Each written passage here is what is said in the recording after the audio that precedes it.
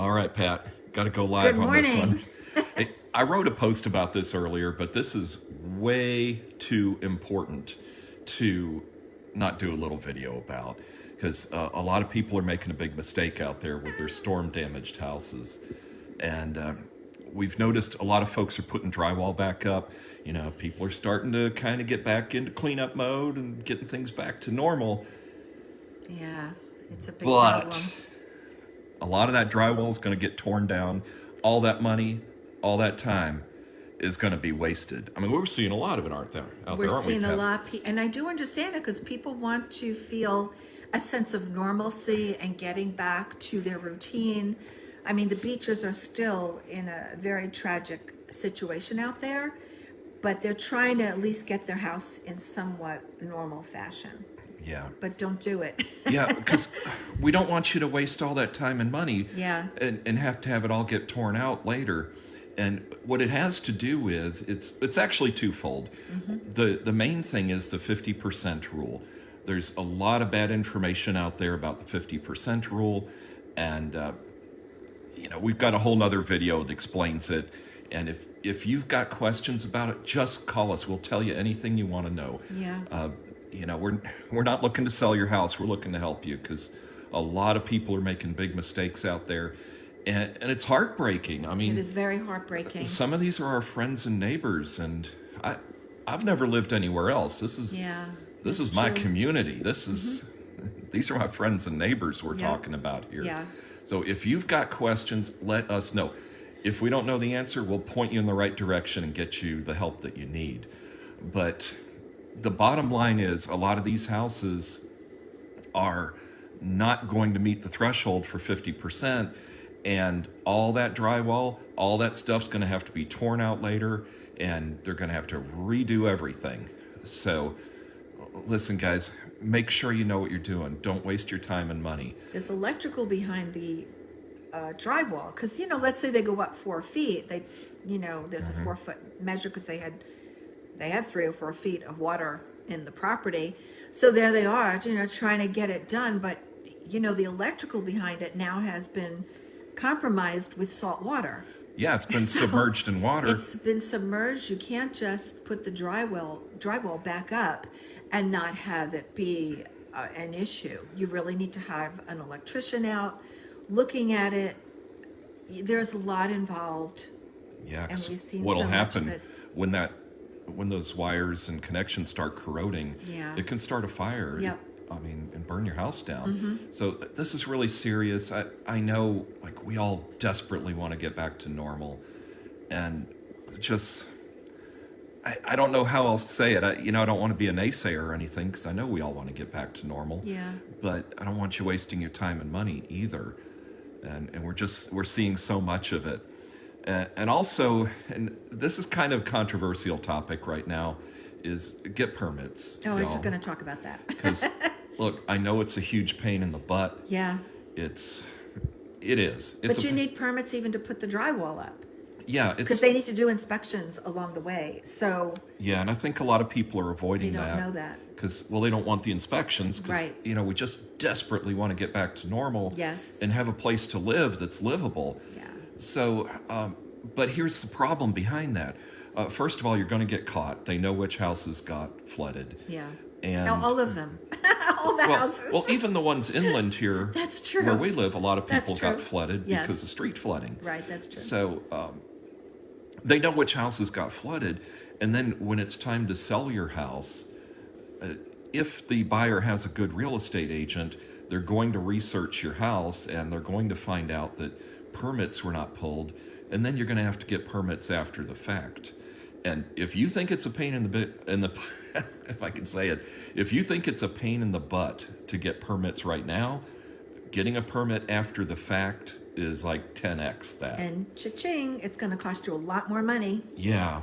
and a lot more aggravation, and they can make you pull stuff out. They can make you pull the drywall out that you've done, And they might because because they couldn't a lot of the inspect. stuff they can't see Yeah. because it's covered up. Yeah. So anyway, I know this is kind of coming as bad news for some people. And listen, if you're one of the people that's already started doing that, don't worry. There's so much bad information out there, and people people giving bad advice, and you're not alone. I mean, we've just with our own eyes seen dozens and dozens of people that are making this mistake. So we just want to tell you about it, but we also want to give you some encouragement too.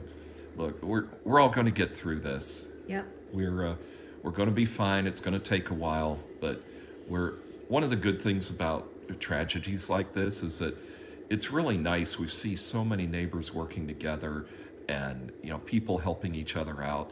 It's our state and local governments have done a great job. I know it's frustrating, and I know we wish it was faster, but I have to admit, our local and state people, they've done an amazing job under the circumstances.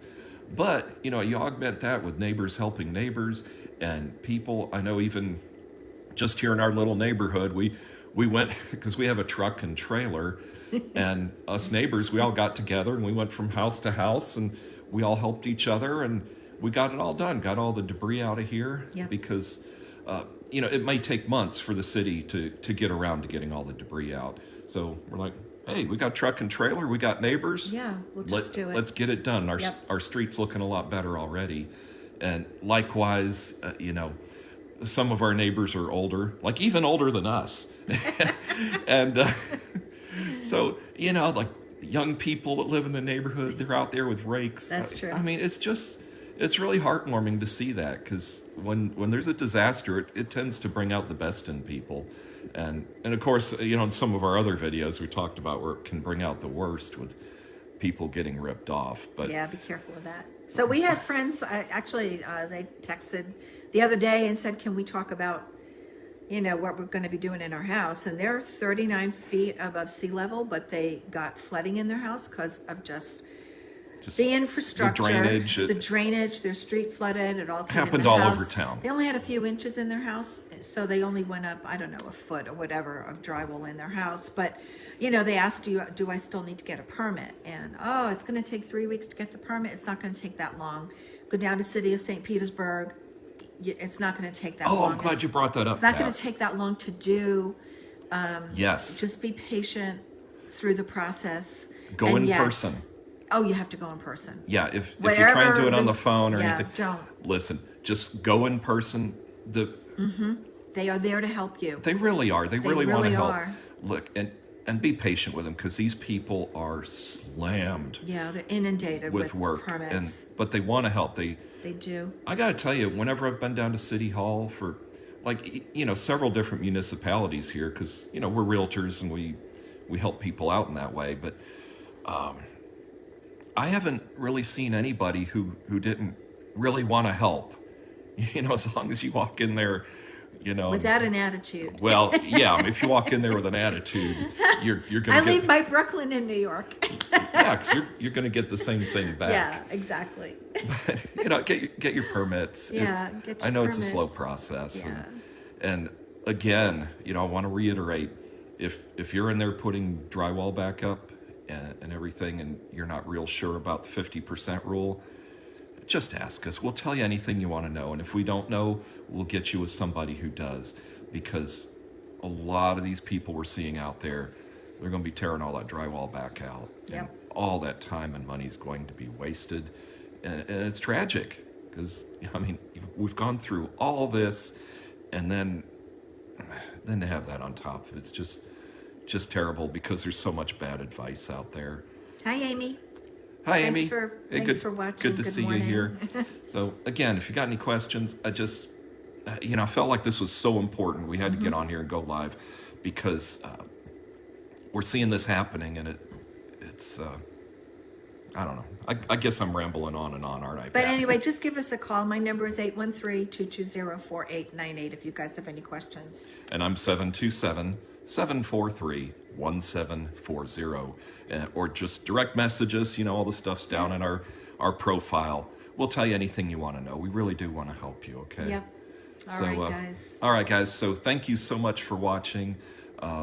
Get your permits. Don't be putting that drywall back up unless you know for sure that you're under the 50% threshold.